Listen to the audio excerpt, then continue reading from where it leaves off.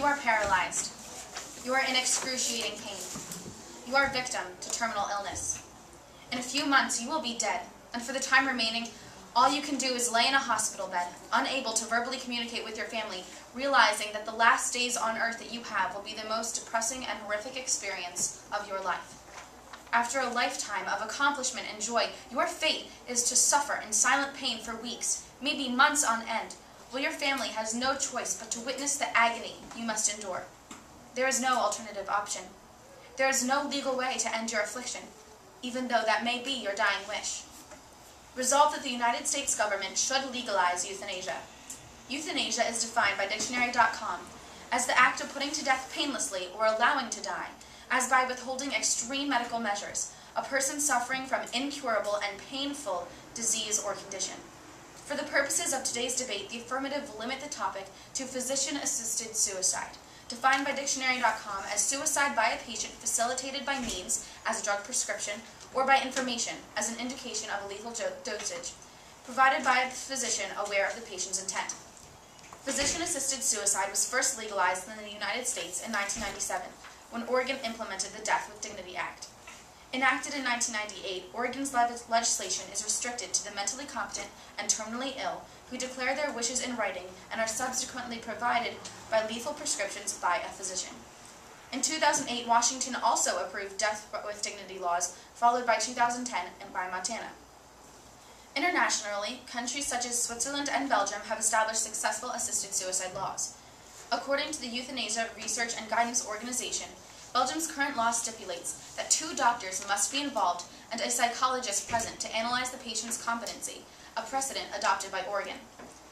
Our opponents may say that the legalization of assisted suicide is immoral, a blatant disregard for the sanctity of human life. However, Max and I believe that adhering to the final wishes of those in extreme pain who desire to end their own suffering is more ethically sound than turning a blind eye to the torment felt by those diagnosed with terminal illness. The affirmative views 3 reasons for change in the status quo. Primarily, all citizens should have the right to choose death with dignity, or in other words, the right to choose when to die if inflicted with intense pain caused by terminal illness. It is the American belief that every man and woman be in control of their own fates, becoming educated, starting a career, nurturing a family. Why should this right be taken away in the darkest hour of a person's life? Isn't it truly immoral to strip an American of his or her own free will? Secondly, legalizing physician-assisted suicide would ease the financial stress of the patient's family. According to USA Today, the total cost for the last 6 months of a terminally ill patient's life in Miami, due to doctor and hospital visits, is around $23,000. In Manhattan, the sum is upwards of $35,000, and in Wichita Falls, Kansas, the amount totals nearly $11,000. Keep in mind that those figures only include the last 6 months of a patient's life and exclude previous hospital costs. Though the cost would partially be covered by insurance depending upon where a person lives, most of the burden would fall on the shoulders of the dying's family, an expense that would survive the patient themselves. This means that in addition to the physical hardship the patient is undergoing, the dying now face the emotional struggle of predicting the financial issues their families will face after their death. Finally, Death with Dignity would allow more space in hospitals for patients who need and wish to receive care.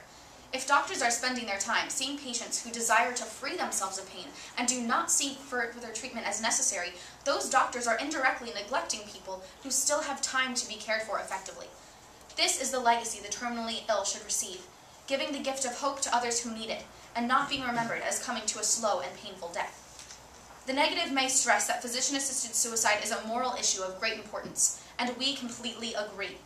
The choice to end one's life is not something to take lightly, and is indeed a serious matter.